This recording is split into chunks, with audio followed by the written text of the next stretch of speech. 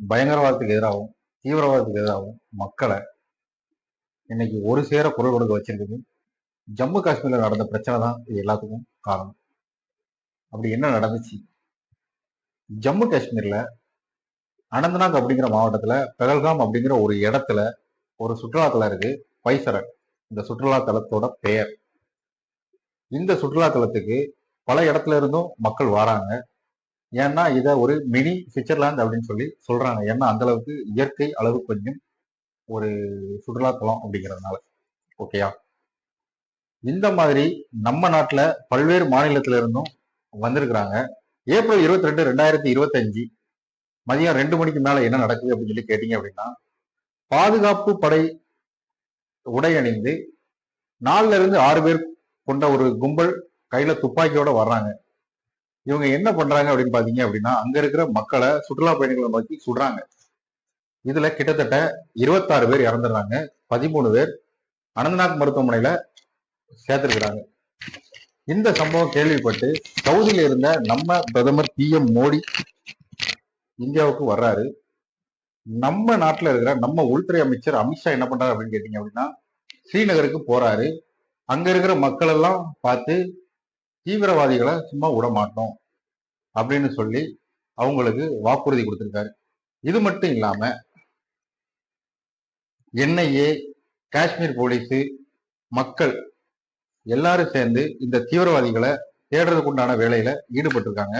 கிட்டத்தட்ட drone camera மூலமாகவும் helicopter மூலமாகவும் மலைகளுக்கு இடையில மறைஞ்சிருக்கிற தீவிரவாதிகளை தேடிக்கிட்டு இருக்காங்க.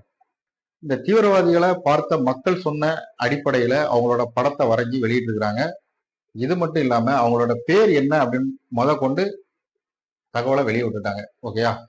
இப்போ இந்த தகவல்ல ஒரு முக்கியமான விஷயம் என்ன நடந்திருக்கு அப்படின்னு சொல்லி கேட்டீங்க அப்படின்னா, நம்ம இந்திய கடற்படை அதிகாரி கொச்சி கேரளால வேலை பார்த்துட்டு இருக்கிற லெப்டினன்ட் வினய் நர்வால் அப்படின்னு சொல்லப்படுற 26 வயசு மதிக்கத்தக்க ஒரு கடற்படை அதிகாரியை சுட்டு கொண்டிருக்காங்க. அவரு மனைவி முன்னாடியே. இவருக்கு கல்யாணம் ஆகி பாத்தீங்க அப்படின்னா கிட்டத்தட்ட 6 நாள் தான் ஆகுது. ஹனிமூனுக்காக இவரு பகல்காமுக்கு போயிருக்கிறாரு. ஏன் இவங்கள சுட்டாங்க, என்ன நோக்கம் அப்படின்னு சொல்லி கேட்டீங்க அப்படின்னா, ஜம்மு காஷ்மீரோட பொருளாதாரத்தை சீர்குலைக்கணும், அது மட்டும் இல்லாம இங்க இருக்கிற சுற்றுலாவை ஸ்டாப் பண்ணணும் அப்படின்னு சொல்லிட்டு தான் இந்த சம்பவத்தை பண்ணதா சொல்லப்படுது. இந்த தீவிரவாத தாக்குதலை நடத்தினது யாரு அப்படின்னு சொல்லி கேட்டீங்க அப்படின்னா, ISIS சொல்லப்படுற பாகிஸ்தானோட தீவிரவாத அமைப்பான லஷ்கர்-இ தொய்பா ஆதரவு பெற்ற அதோட கிளை அமைப்புன்னு சொல்லப்படுற தி ரெசிஸ்டன்ஸ் ஃப்ரண்ட் அப்படின்னு சொல்லப்படுற ஒரு அமைப்பு தான். இந்த அமைப்பு பாத்தீங்க அப்படின்னா கிட்டத்தட்ட 2019 தான் ஆரம்பிச்சிருக்காங்க. இது எப்ப ஆரம்பிச்சாங்க அப்படின்னு சொல்லி கேட்டீங்க அப்படின்னா, ஆகஸ்ட் 2019 ஜம்மு காஷ்மீரோட சிறப்பு அந்தஸ்தை ரத்து பண்றாங்க. அப்போ ஆர்டிகல் 370 மற்றும் 35A இந்த பிரிவை ரத்து பண்ணதுக்கு அப்புறம் தான் இந்த அமைப்பு உருவாகுது. கிட்டத்தட்ட 5 வருஷம் தான் ஆயிருக்கு இந்த அமைப்பு உருவாகி. எது எப்படி இருந்தாலும் இந்த தீவிரவாதிகளை விரைவில் பிடிச்சிருவாங்க. இந்த தீவிரவாதிகளை பிடிச்சா மட்டும் போதாது, இது போன்று இன்னொரு தீவிரவாதம் தலையை தூக்கக்கூடாது அப்படின்னு நினைச்சோம் அப்படின்னா இந்த தீவிரவாதத்துக்கு ஒரு முடிவு கொண்டு வரணும். அப்படி இல்லை அப்படின்னா இந்த தீவிரவாதம் இன்னும் ஒரு தீவிரவாதத்தை ஊக்குவிக்கும்.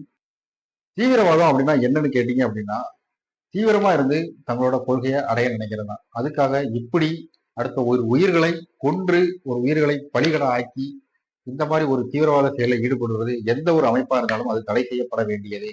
அது மட்டும் இல்லாம தீவிரவாதத்துக்கு எதிராக மக்கள் பலருமே தங்களோட குரலை அப்பப்போ கொடுத்துக்கிட்டு இருந்தாலும் இன்னும் கூட தீவிரவாதம் அப்பப்போ தலையை தூக்கிட்டு தான் இருக்கு. இப்படிப்பட்ட தீவிரவாதம் எனும் பயங்கரவாதத்தை முற்றிலும் அழித்தால் மட்டுமே மக்கள் நலனும் ஜனநாயகமும் காப்பாற்றப்படும் என்பது என்னுடைய கருத்து.